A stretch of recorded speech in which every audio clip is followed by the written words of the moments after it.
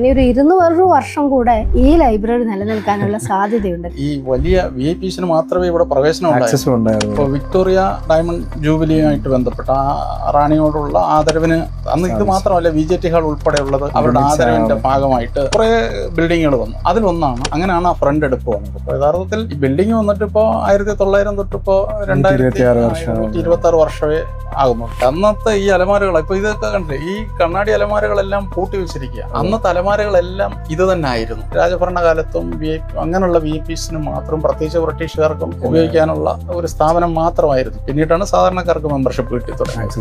അതിന്റെ അവശേഷിക്കുന്ന രൂപങ്ങളാണ് ഇപ്പോഴും നമ്മൾ സംരക്ഷിച്ച് വെച്ചിട്ടുണ്ട് ഇവിടെ. ആ ഒരു കാലഘട്ടത്തിൽ പോലും അവിടെ ആൾക്കാർക്ക് ഇരിക്കാൻ സ്ഥലം തികയാതെ വന്നിരുന്നു.